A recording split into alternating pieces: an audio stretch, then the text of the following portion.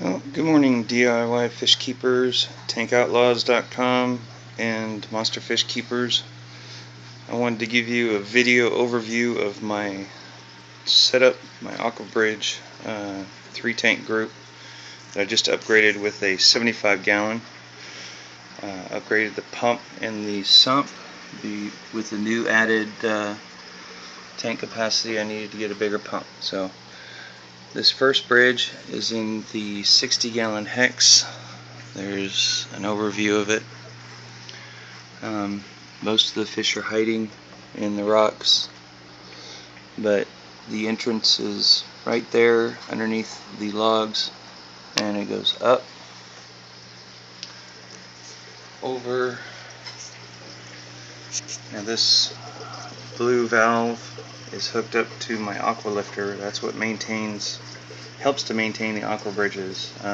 If any air gets into it, it pulls the air out and puts it right back into the fish tank. Now the second tank that the aqua bridge drops down into, right there, is my 55-gallon. And step back, there's an overview of the 55-gallon.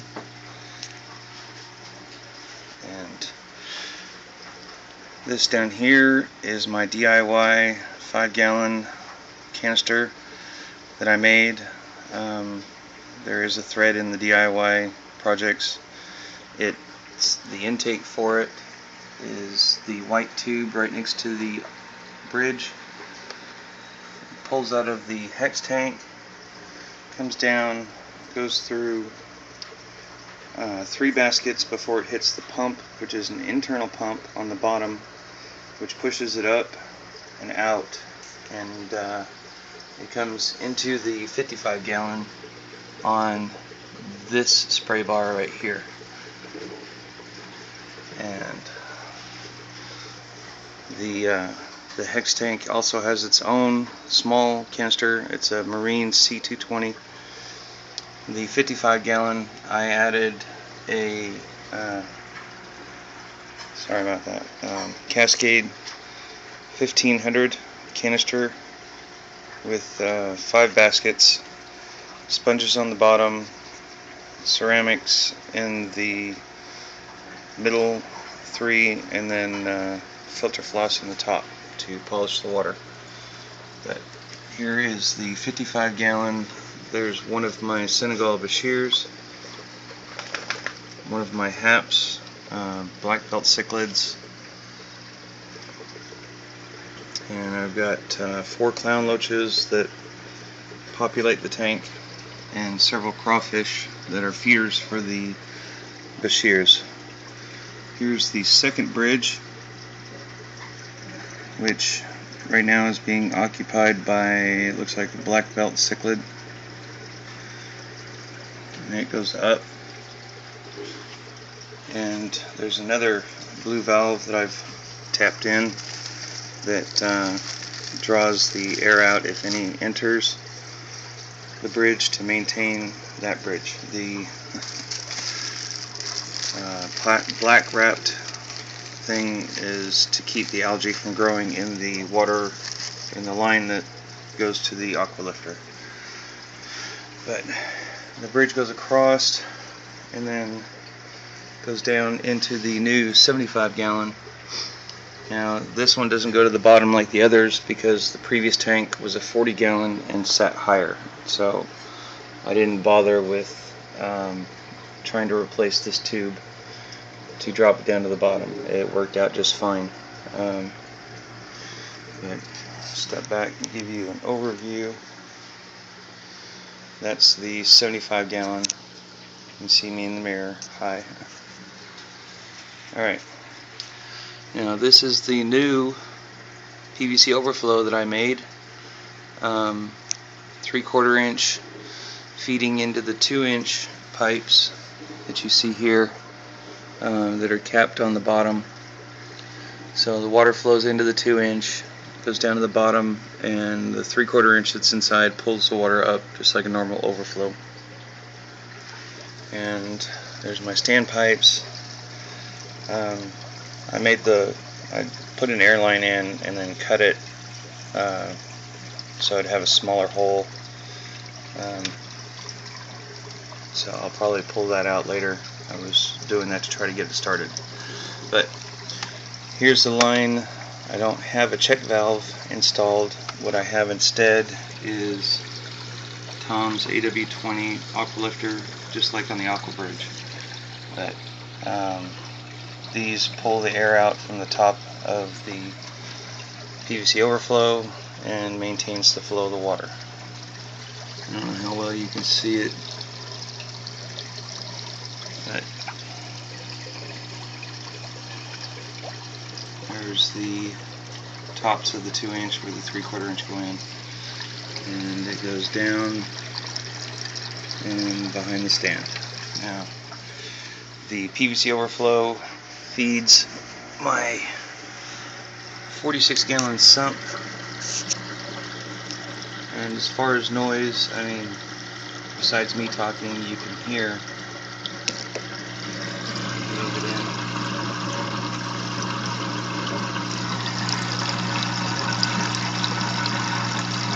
That is the water hitting the top trickle basket.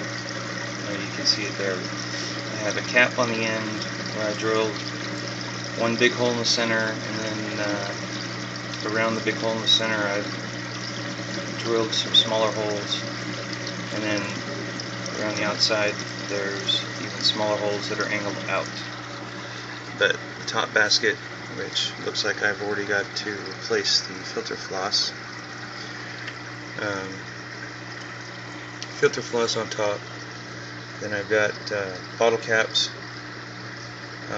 Since I couldn't afford to buy bio balls, I took bottle caps, drilled holes in them, and they do a great job. And then that's the first 2 drawers. The 3rd drawer and the 4th drawer is squishies, and then the bottom drawer is the ceramic. Now, even though it's not necessary, I added a bubbler underneath the trickle tower, since these bottom 3 drawers are underwater, to facilitate biological growth. I have it so that the air comes up through and facilitates biological growth. Don't have any complaints about it, and as far as I know, it seems to be working. But the water enters this chamber, it goes down and under. I can turn you sideways again. Right here you see my CO2 ladder, which I need to recharge my CO2 canister. It lasts about 3 weeks. And at the top I have sponges as the last filtration. You can see some of the snails that have creeped in. But it exits the sponges into the refugium area. There's some feeders I had for my ornate Bashir, which I've removed from here and put in the main tank. But there is the plants. I have these, I think they're Cascade 700s,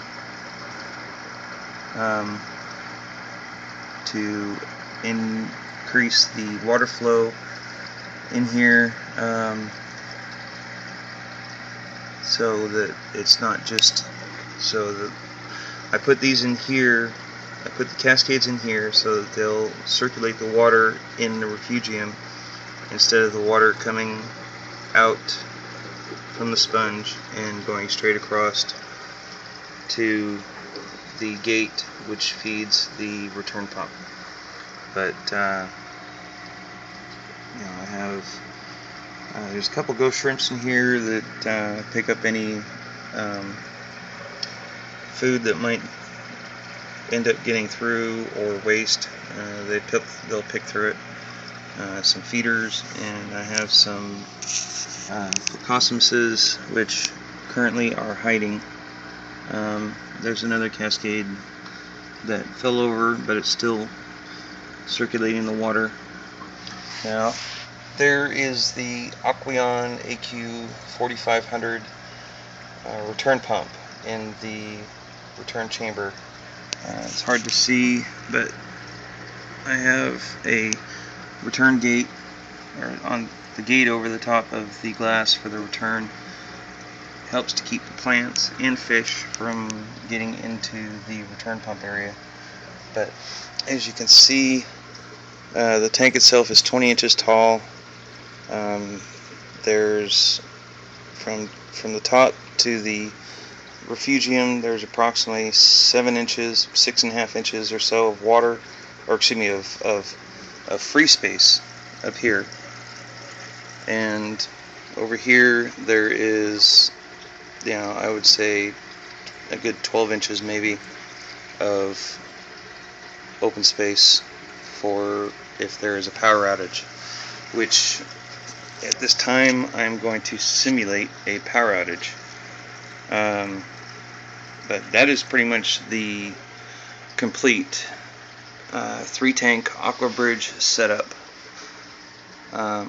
So I hope you've all enjoyed. I will pause the video and come back once everything is settled from the simulated power outage. So, alright, so I've turned the power off and it's been maybe 2 minutes. Let's see if I can get a light here. You can see there's the gate, and the water level itself has gone about an inch above the gate and still has plenty of room to go.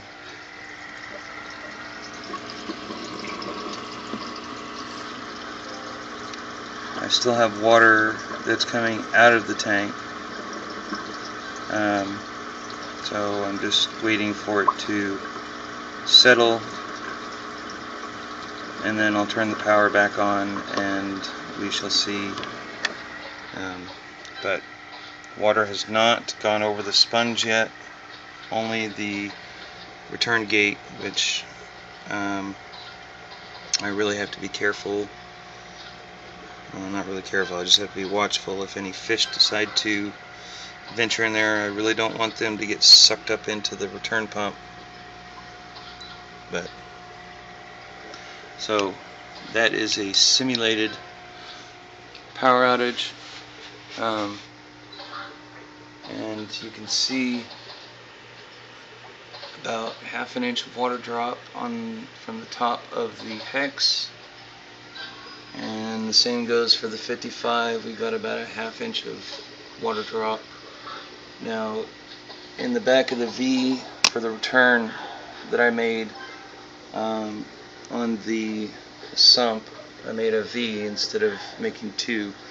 It goes 1 inch tubing all the way up to this V, which is 3/4 inch, and it splits it from there. So half goes here and hopefully the other half goes there, but can't see it now because the water's covering it. But right at the V I have a siphon break that I installed so that it would not siphon the water out of the tank and cause major issues. So